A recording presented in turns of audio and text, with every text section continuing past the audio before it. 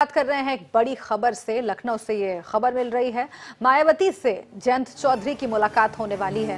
इस वक्त की बड़ी खबर, शाम 4 बजे मायावती के आवास पर जयंत चौधरी उनसे मुलाकात करने के लिए पहुंचेंगे। गठबंधन के बाद पहली बार दोनों की मुलाकात होगी। मुलाकात के समय अखिलेश भी वहां पर होंगे, इसकी संभावना भी जताई जा रही है। कई सीटों के स्थानीय समीकरणों को लेकर चर्चा की जाएगी। कल बसपा उम्मीदवारों की लिस्ट घोषित हो सकती है। तो आपको बता दें कि जयंत चौधरी और अखिलेश यादव की साझा प्रेस कॉन्फ्रेंस हुई थी। उसमें ये ऐलान किया गया था कि ये सभी पार्टियां एक साथ हैं, सपा, बसपा और आरएलडी। और आज गठबंधन के ऐलान के बाद पहली बार मायावती से मुलाकात करने जा रहे हैं जयंत चौधरी, और यहाँ पर अखिलेश यादव भी मौजूद रह सकते हैं।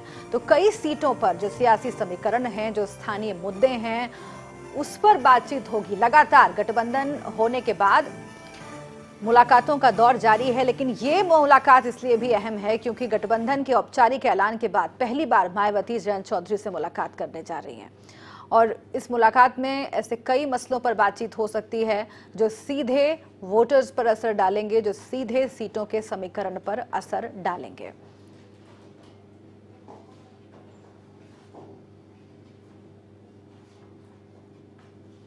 तो मुलाकात हुई है, ये तस्वीरें आपको हम दिखा रहे हैं।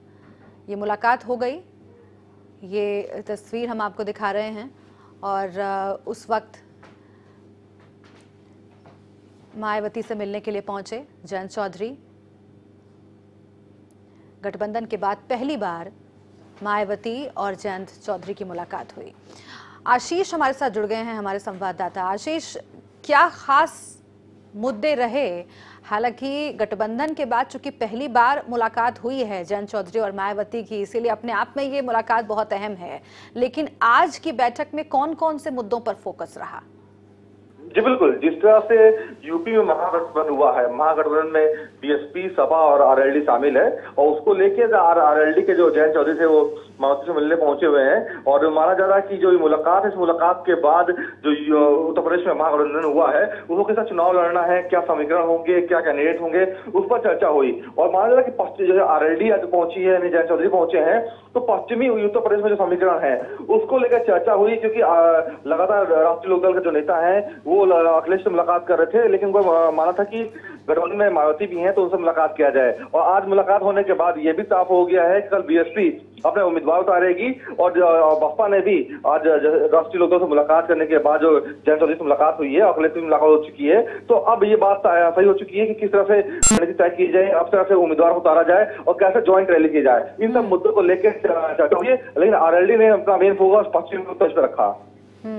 ज्वाइंट रैली किस तरह से की जाए, इसको लेकर के पहले भी मुलाकात अखिलेश यादव ने की थी मायावती से, और ये मुलाकात जो हुई है उसमें भी इस पर चर्चा हुई होगी, आप बता रहे हैं। और अखिलेश यादव भी यहाँ पर मौजूद रहने वाले थे, ये संभावना जताई जा रही थी। आशीष, क्या वो पहुंचे या फिर वो नहीं पहुंच पाए? नहीं जी बिल्कुल, इस तरह से अखिलेश यादव को पहुंचना था, लेकिन अखिलेश यादव नहीं पहुंचे। क्योंकि अखिलेश यादव ने, लेकिन उनके पार्टी की तरफ से कुछ लोग पहुंचे हुए थे, क्योंकि अखिलेश ऑलरेडी मायावती से मुलाकात कर चुके थे। लेकिन इस तरह से जयंत चौधरी का जो समय मिला था उसमें अखिलेश को मिला था, लेकिन किसी कारण से नहीं पहुंचे। लेकिन ये माना जा रहा है कि जो भी इन दोनों में बातचीत हुई है वो अखिलेश तक पहुंचेगा। क्योंकि देखिए, राष्ट्रीय लोकदल का यूपी में जो प्रभाव है वो पश्चिमी उत्तर प्रदेश में है, और जो समीकरण जिस तरह बनाए गए हैं आरएलडी, सपा और बसपा का, तो एक ज्वाइंट समीकरण बनाया गया है। इसमें कांग्रेस को भी शामिल, कांग्रेस शामिल नहीं हुई, वो बात अलग है।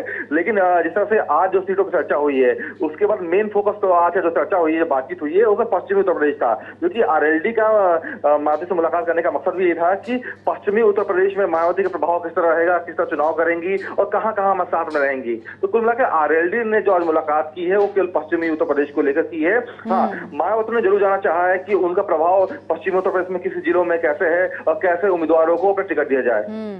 ये बहुत अहम है। पश्चिमी उत्तर प्रदेश में जो हालात हैं उसको लेकर के इस बैठक में चर्चा हुई है, और चूंकि बसपा अपनी लिस्ट जारी कर सकती है उससे पहले ये बैठक बहुत ही महत्वपूर्ण है। शुक्रिया आपका आशीष इस जानकारी के लिए।